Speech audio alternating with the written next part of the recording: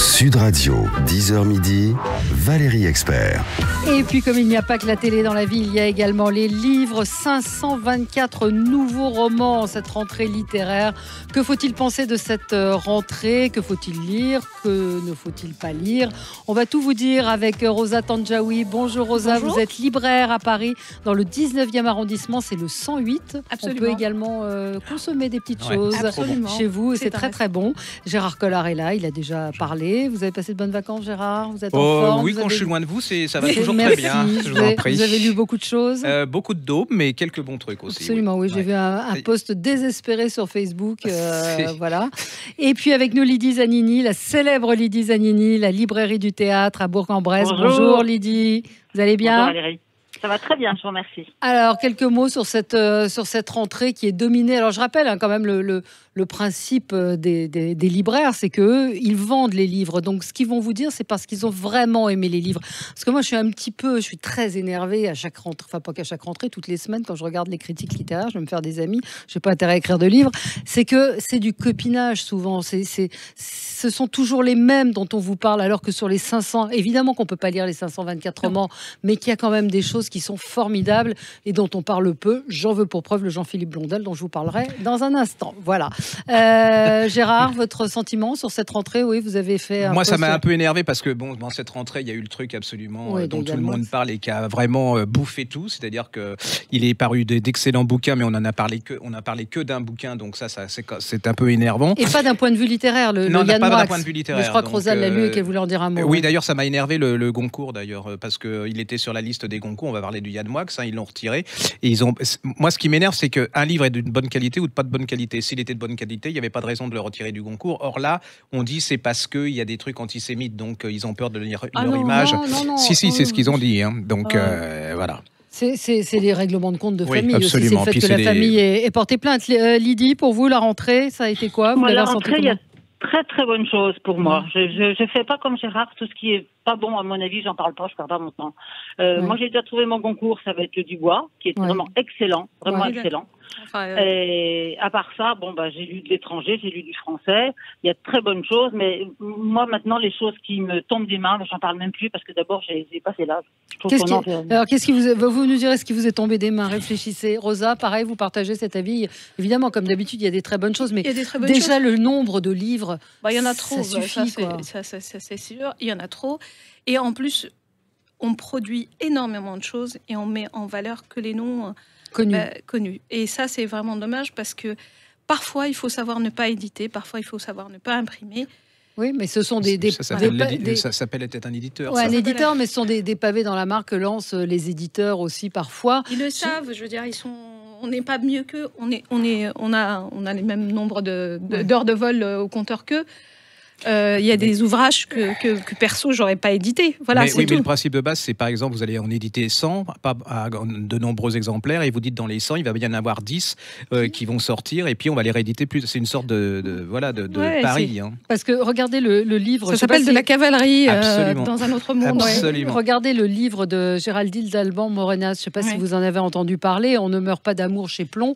J'ai pas vu beaucoup de critiques. Ce livre est parmi les meilleures ventes. C'est un livre qui, par le bouche à oreille, a fonctionné. C'est un livre d'amour, c'est une histoire d'adultère. On en a lu 200, 300, 1000. Oui, mais elle a trouvé un ton, elle a trouvé quelque chose. Personne n'en a vraiment beaucoup parlé de ce livre. Moi, j'ai pas lu beaucoup de critiques. Parce que son nom n'est pas bankable. Mais il a marché quand même. Voilà. Donc voilà. La magie, c'est ça. La magie, c'est que quand même, au final, le client paye. Et nous, on voudrait qu'il revienne. Ben voilà, c'est pour ça que allez, et puis j'en profite pour notre petit moment militant, achetez vos livres chez les libraires. Ah oui, parce que là, il y en a un peu marre d'être les représentants de voyez, de qui je veux dire et tout. On n'est pas leurs représentants gratos. Alors, on nous répond oui, mais on ne trouve pas toujours tout ce qu'on veut chez les libraires, etc. On commande, et puis, il y a toujours même si votre libraire dans la ville n'a pas de... Vous n'avez pas de libraire, il y a des sites de vente autour de votre ville, vous allez bien trouver et puis il y a des associations, vous pouvez toujours trouver... Il y a des groupements de libraires. Vous pouvez commander des livres sur Internet autrement que sur Amazon. Il faut un peu chercher, mais c'est... Voilà. Alors, le livre qui vous est tombé des mains, Rosa, vous, c'est Yann Moix, justement. En fait, moi, j'ai jamais vraiment apprécié Yann Moix. C'était pas, il y avait pas de nouveauté. La seule chose, c'est comme on en parlait, je me suis dit tu vas le lire un peu. Et puis voilà, Moi, je suis désolée, ce garçon. Une écriture très particulière. C'est très particulier, c'est une écriture très particulière, et puis c'est un ton particulier. Moi, je dis, il faut l'aider, quoi. Faut l'aider. Il faut l'emmener voir un docteur. Ah, d'accord, oui, d'accord. Faut pas l'aider. Mais je crois qu'il faut un peu en avoir. J'en ai un peu marre là en tant que libraire. C'est ce que j'appelle la promotion, la booba. C'est-à-dire, c'est de la provocation. C'est-à-dire que chaque fois, il y en a certains. Chaque fois qu'ils sortent un livre, il y a un buzz. Moi, que l'année dernière, c'était La femme de 50 ans. Hein, donc, avant, ça avait été les flics qui étaient corrompus et tout. Là, on retombe dans ça. Il y a un moment, faut arrêter, quoi. Moi, je veux plus. Vous l'avez lu, Gérard?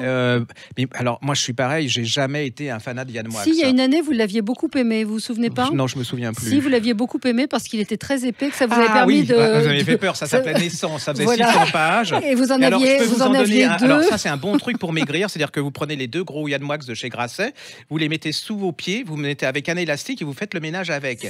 Et alors, vous allez voir, ça fait à peu près 2 kilos, ça fait 4 kilos, et vous allez perdre des trucs gratos. C'est mieux que le monsieur qu'on voit partout là, à la télé qui vous dit que vous allez maigrir. Voilà, mais puis en plus, c'est un espèce de.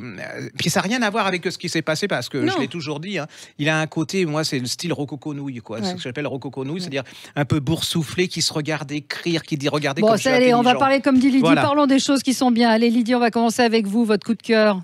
On a fait 9 minutes pour dire du mal de Yann Moix. Je m'en fous de Yann Moix.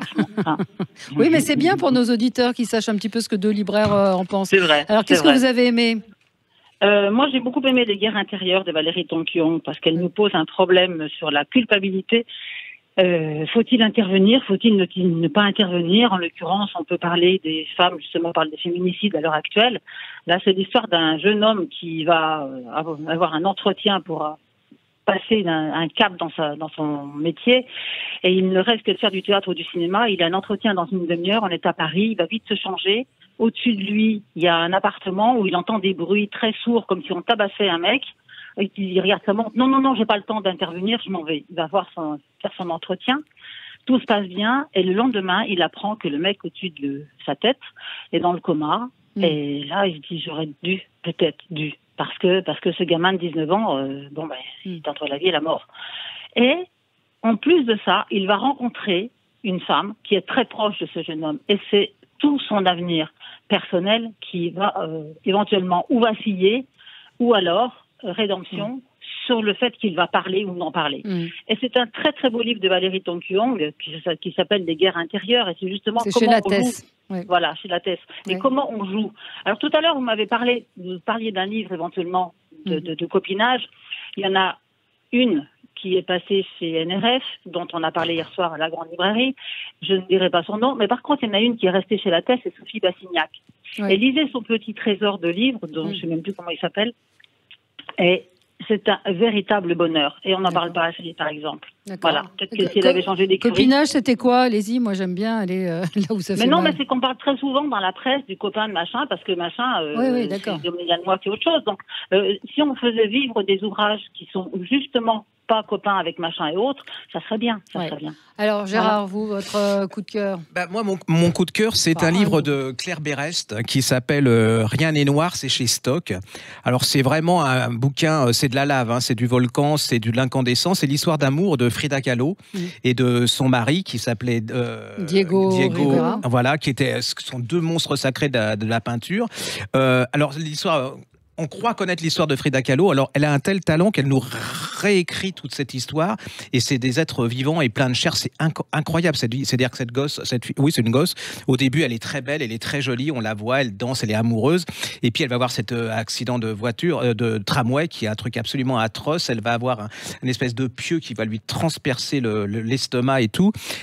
Toute sa vie, elle va souffrir le martyre. Et elle va tomber amoureuse d'un type qui s'appelle Diego, qui est aussi un monstre sacré. Mais alors, lui, c'est un bouffeur de femmes. C'est-à-dire qu'il n'aime pas les femmes, il les bouffe. Et alors, ce qui est quand même assez fascinant, c'est que ce type est énorme et il fascine les femmes, c'est-à-dire qu'il les attire, il les aime, et elle l'aime à la passion, lui aussi. Et il y a des scènes là, alors c'est toute leur histoire, hein. Ils vont partir à New York, ils vont partir aux États-Unis. Elle va lui faire la gueule parce qu'il a plein de femmes. Il y a plein, c'est vraiment. Alors il y a un truc aussi terrible au niveau des femmes, c'est-à-dire qu'à cause de son accident, elle va avoir beaucoup de problèmes pour avoir un enfant. Il y a des scènes là-dedans il y a un moment où elle a une fausse couche qui est absolument, moi je m'en souviendrai toute ma vie, qui est d'une force absolument incroyable. Alors c'est on va continuer. même jusqu'à la fin. Je ne vais pas vous décrire comment elle va mourir, elle va être incinérée et vous allez voir comment cet homme, pour pas la perdre, il va faire quelque chose d'absolument incroyable, c'est-à-dire que c'est inconcevable qu'on puisse aimer comme ça. En fait, c'était l'amour et c'est la passion de sa vie. Les deux, c'était leur passion. C'est un livre... Mais vraiment, c'est tout à la fois une histoire de l'époque, c'est-à-dire que c'est tout le Mexique. Lui était communiste, il va quand même faire des fresques pour Rockefeller, c'est quand même, ça manque pas d'humour. C'est vraiment comment on dit, il a le sexe dans la peau, c'est un artiste, mais il y a du sexe, de l'alcool, de la passion. Et alors à côté des livres neuneux, vous savez, genre j'ai mal au doigt, mon mari n'est plus là puissant, et tout. C'est un roman puissant. Là, c'est incroyable, c'est dévastateur. Vous oublierez pas ça. Hein, c'est vraiment une des révélations de cette année. Donc ça s'appelle Rien n'est noir, Claire Berest et c'est chez Stock. Ah oui, allez-y, c'est vraiment un grand moment. Alors du coup, comme on a parlé de Dubois, donc on va Jean-Paul Dubois qui est sur la liste du Goncourt, qui est un très bon roman, c'est un grand romancier, il faut le dire. Voilà, Mais moi, j'aimerais faire une petite digression et vous parler d'une auteure d'origine algérienne qui est éditée chez l'Olivier, qui s'appelle Kauthar Hadimi et qui fait un ouvrage que je trouve gonflé, puisqu'elle imagine, en fait, ça s'appelle Les Petits de Décembre. Les Petits de Décembre, elle imagine que dans une espèce de terrain vague a lieu incertain, une cité pas finie, quelque part en Algérie. Il pleut, ça se passe mal, c'est la gadoue, etc., etc. Et passe en visite deux généraux. Ouais, déjà, c'est assez improbable. Et que les gosses du coin se mettent à les séquestrer. C'est le truc le plus improbable qui soit. Donc ça donne l'occasion à cette espèce de groupe de jeunes personnes qui, normalement, sont bouffées par la télé, occupées par leur téléphone portable, complètement dans le contemporain.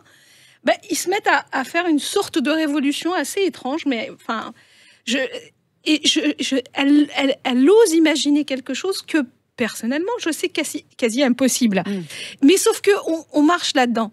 Et je trouve délicieux qu'on ait pu éditer en France une auteure qui parle d'une révolte de jeunes qui sont tellement différents et tellement identiques à ceux qu'on a ici. Donc, on n'est pas loin des gilets jaunes et des foutraques, de ce qui s'est passé chez nous il y a un an. C'est pas fini encore. Et puis, on se demande où ça va. On n'a pas vraiment de sortie. On n'est plus dans les idéaux. Il n'y a pas de projet. Voilà. Donc, ça s'appelle ? Ça s'appelle Des Petites Décembre. Et c'est chez l'Olivier. L'Olivier. Puis lisez, effectivement, Jean-Paul Dubois. Un mot, Lydie, vous l'avez beaucoup aimé, vous aussi. Tous les hommes n'habitent pas le monde de la même façon aux éditions de l'Olivier. C'est un grand, grand livre dans le sens où on rentre dans cette histoire simplement, puisqu'on se retrouve avec un certain Paul qui est en prison, et on ne sait pas pourquoi il est en prison. Et tout le long du livre, on ne le saura pas.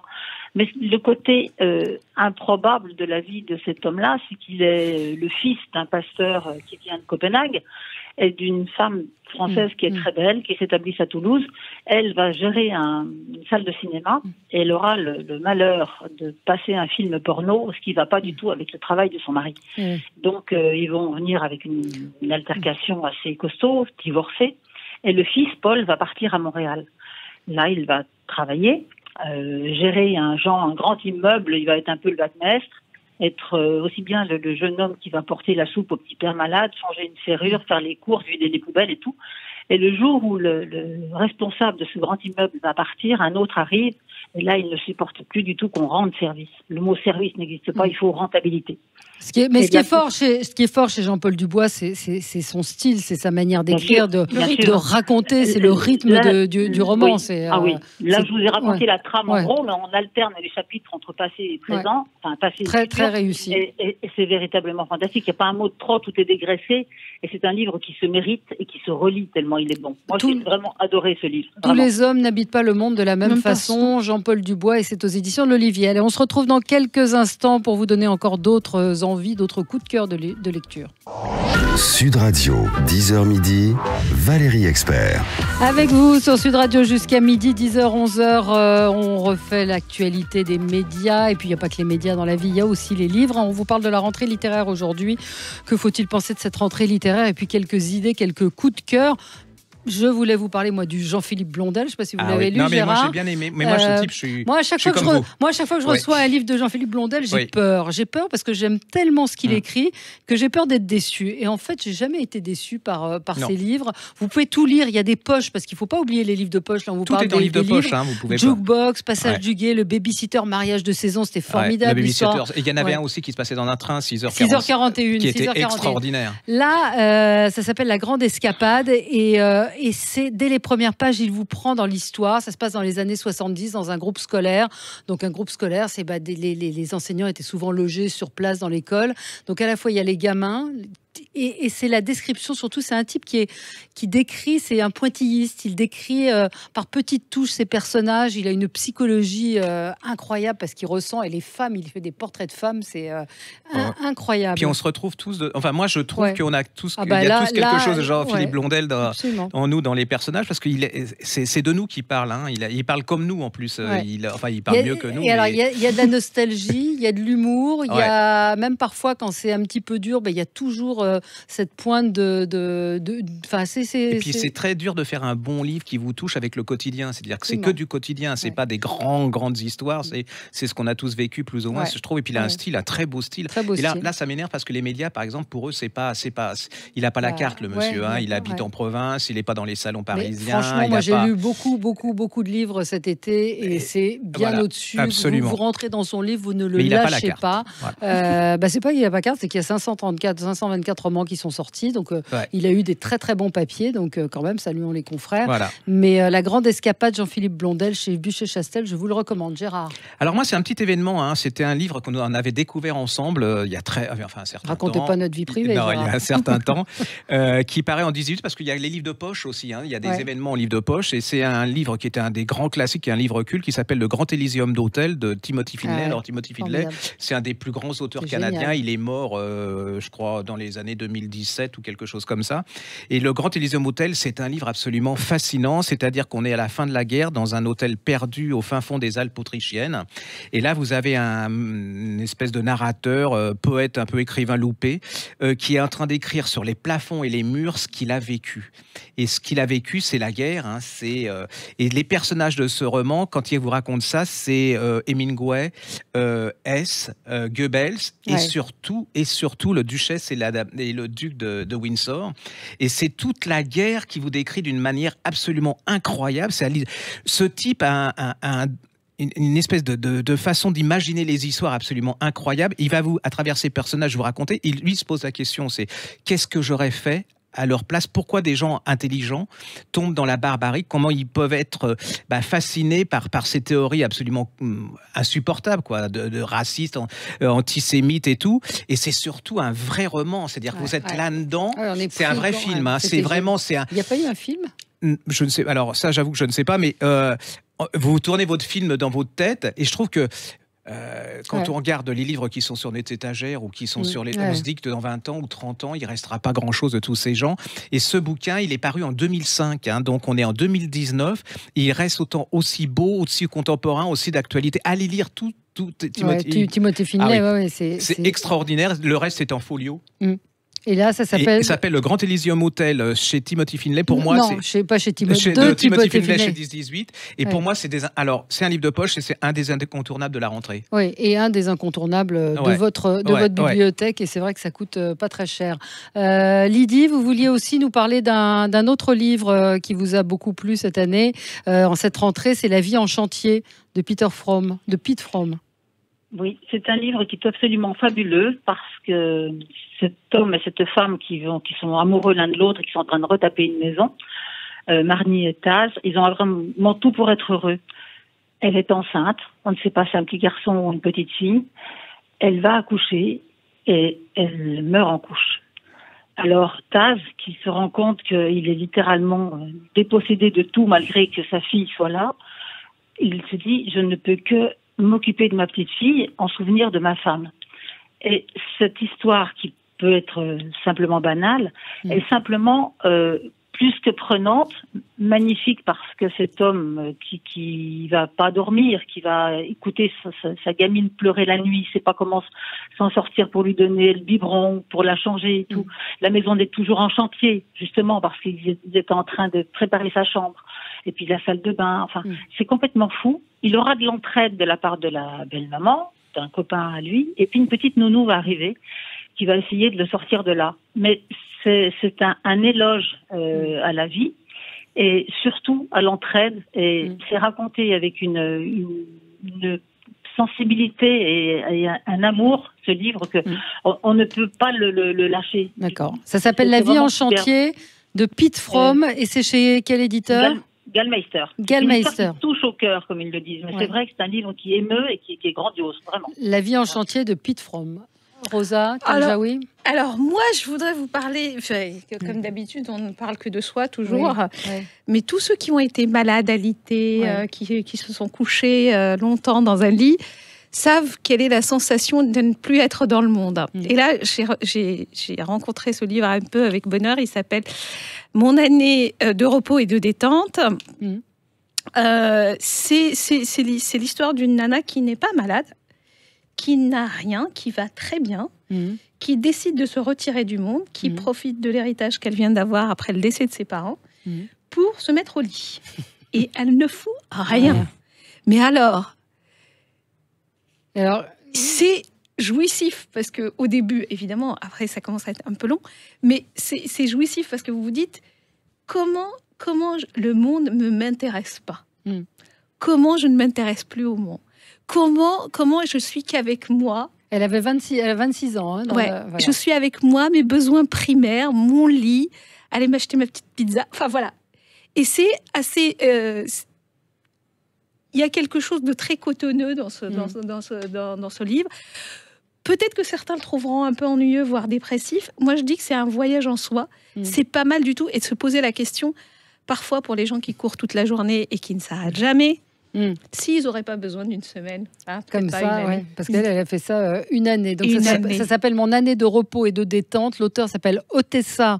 Alors le nom, c'est pour ça que je vous l'ai laissé. Sympa, hein, Moshfegh, donc Moshfegh, c'est chez Fayard. Vous dites Mon année de repos et de détente. Vous savez, la fille là, qui s'est retirée, qui a eu pour hiberner. Il y avait un classique russe qui était superbe aussi, qui était un peu la même chose, c'est Oblomov, qui est paru en livre de poche, et qui est l'histoire de ce gars qui se retire dans sa chambre et qui décide de plus rien faire.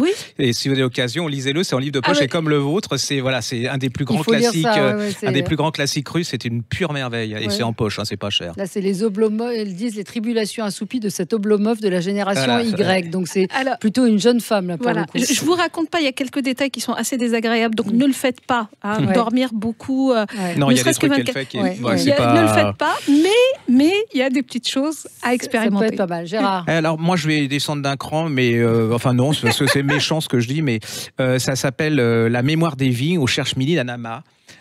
C'est un livre de détente, mais moi je trouve que on peut aussi lire des livres de détente et que ça fait du bien et que c'est sympa. C'est du plaisir la lecture. Et alors c'est l'histoire d'une jeune femme qui, alors ça se passe dans les vignobles de Bourgogne, donc déjà c'est super sympa. Chez les grands vignerons et tout. Alors vous allez vous promener dans le bon vin et tout. C'est l'histoire d'une jeune femme qui décide de passer un examen, donc elle a besoin d'aller dans les vignobles. Elle va retrouver, et là elle va se demander, parce qu'elle retombe dans son village, elle va se redemander ce qui était devenu son premier amour. Qui était, elle avait dit non à cet homme, elle ne sait pas. Et puis au débeauté, elle a une copine, ils défont dans la propriété, il y a une espèce de maison, ils commencent à faire le ménage, à déménager, et là ils trouvent une pièce, et dans cette pièce, ils trouvent un carnet avec des bouteilles de vin absolument extraordinaire. Et c'est là où le livre de détente, quelque chose de fabuleux, c'est-à-dire qu'ils vont vous raconter la résistance de certains vignerons pour pas que, sous la collaboration, les Allemands récupèrent les bons vins. C'est-à-dire que, il y a eu des collabos aussi, pas mal d'ailleurs, chez des vignerons, hein, comme tout le monde. Et puis, il y a eu des résistants. C'est le choc entre la détente et ça. Et dans ce carnet, vous avez l'histoire de cette femme, d'une femme. Vous allez la suivre depuis qu'est-ce qui lui est arrivé depuis les années 40 jusqu'à notre époque, qui est la narratrice. Voilà, c'est tout. Et une fois, alors je vais vous dire, je l'ai lu pendant les vacances. J'ai mis au moins 3 semaines à le finir parce que tout le monde me l'a piqué, parce que tout le monde voulait savoir pourquoi je quittais pas ce livre. Une fois que vous êtes dedans, vous ne lâchez plus. Alors je vous dis pas que c'est Marcel Proust, mais c'est hyper bien traduit et surtout qu'en plus ça vous raconte une page de notre histoire. C'est-à-dire que c'est un truc qu'on connaît pas et qui, avec des personnages, on s'y retrouve, on se retrouve dedans. C'est hyper bien, c'est vif, c'est plein d'humour, c'est tendre, c'est généreux et puis c'est historique. Donc moi je trouve que Anne, je sais pas qui est Anne Ma, mais en tout cas elle a fait une bonne histoire et un bon livre, ce qu'on appelle un tourne-page, puisque ça m'énerve les pages Turner. Ouais. Donc c'est un bon tourne-page, quoi. Voilà. Moi je vais vous parler de Feel Good de Thomas Gunzig. Alors c'est des livres sur lesquels on tombe comme ça un petit peu par hasard. Je connaissais pas l'auteur. Je l'ai pris. Alors c'est un bon titre. Hein. Alors ça démarre pas du tout Feel Good parce que c'est l'histoire d'une mère qui est un peu au bout du rouleau. Alors on vous raconte un peu son histoire. Elle a eu une enfance pas malheureuse, mais tout était toujours trop juste. On pouvait pas lui acheter une nouvelle paire de chaussures parce qu'il n'y avait pas assez d'argent. C'était trop juste. Elle devient vendeuse justement dans un magasin de chaussures. Enfin, elle a une petite vie, pas très drôle. Puis elle a un enfant. Le mec reste pas avec elle. Et puis au bout d'un moment, elle se dit c'est pas possible que j'ai cette vie de merde, quoi. J'ai une copine qui était à l'école avec moi, elle est riche et tout ça. Parallèlement à ça, il y a un écrivain raté. Il écrit des bouquins, mais ça marche jamais. Et puis les deux vont se rencontrer. Et puis ça va donner quelque chose. Ils vont faire le braquage culturel. C'est-à-dire que j'ai pas envie de tout vous raconter parce que ça se découvre, mais c'est une satire du monde de l'édition de ces bouquins justement Feel Good, où il y a tous les éléments pour vous donner. Et puis bon, voilà. Mais c'est un livre qui est vraiment Feel Good. C'est un livre qui fait du bien. Vous riez même quand c'est des moments quand je vous dis la fille elle a une vie un peu de merde. Et ben c'est drôle. Il a un humour de dingue. Moi j'ai adoré ce livre. Thomas Gunzig, il est belge donc, et c'est aux éditions Au Diable Vauvert. C'est une critique vraiment féroce de l'édition. Je vous conseille de le lire. Vous verrez les salons du livre, les éditeurs, les choses comme ça. C'est assez réussi. Lydie, vous avez encore un livre ? Ah ben, moi j'en ai un qui je pense va enchanter tout le monde, qui va paraître le 12 septembre. C'est mon Luca di Fulvio qui va arriver. Luca di Fulvio, ouais. Oui, bien sûr. Qui va arriver. Ah oui, alors là c'est un pur bonheur. Et je pense que vous allez tous vous régaler. Oui, vous allez faire une émission spéciale. Super, oui, c'est certainement spécial. Un petit dernier, Rosa ? Ah bah écoutez, on va parler. J'ai une affection particulière pour Delphine de Vigan parce que j'ai aimé pas mal de ses ouvrages. Le dernier c'est assez étrange. Il est très étrangement construit. C'est 4 personnages qui vont raconter une histoire qui est une histoire assez rude comme d'habitude. C'est une histoire de loyauté, mais les loyautés au sens, d'ailleurs le titre est assez bien choisi, au pluriel. Donc qu'est-ce qu'on se promet les uns aux autres, comment on s'engage les uns vis-à-vis des autres, et jusqu'où on est prêt à aller les uns pour les autres, même s'il n'y a pas de lien de famille, voilà, nos loyautés, nos exigences les uns vis-à-vis des autres. C'est assez touchant, les loyautés. Ouais, les loyautés. Et c'est aux éditions Les loyautés. Je ne sais plus. Moi, je vais juste finir rapidement sur un livre qui est fait pour les ados, pour les enfants, mais qui ont un problème, c'est des dyslexiques. Et généralement, ils savent pas. Toute une vitrine de. Oui, absolument, mais c'est un livre important. Enfin, c'est un problème important. Et là, c'est une époque assez formidable parce qu'il réédite plein de choses. Et là, par exemple, il réédite un livre de Linda Mullally Hunt, qui est un vrai roman, et qui s'appelle Comme un poisson dans l'arbre. C'est l'histoire d'Ali.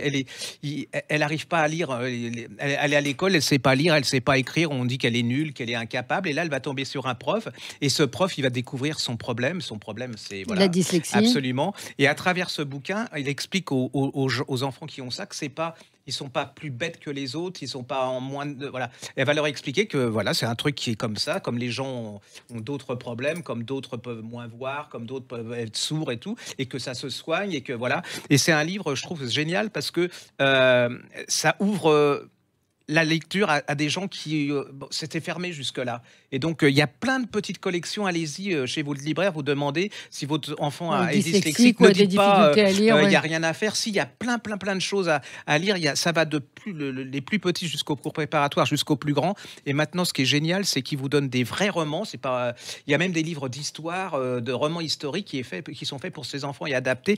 Allez-y, allez voir votre libraire. Vous allez voir, il y a plein de choses. Ne serait-ce que le graphisme. Oui, absolument. très important. Merci Lydie, merci Rosa. Donc Lydie Tandjaoui, c'est à Bourg-en-Bresse. Allez faire un petit tour dans sa librairie, la librairie du théâtre. Rosa Tandjaoui, j'ai mélangé tout. Ouais. Ah bon, donc c'est Lydie Zanini. Elle est à Bourg-en-Bresse. Lydie, elle est à Bourg-en-Bresse. Rosa, elle est à Paris, au 108, dans le 19e. Et Gérard, il est à Saint-Maur.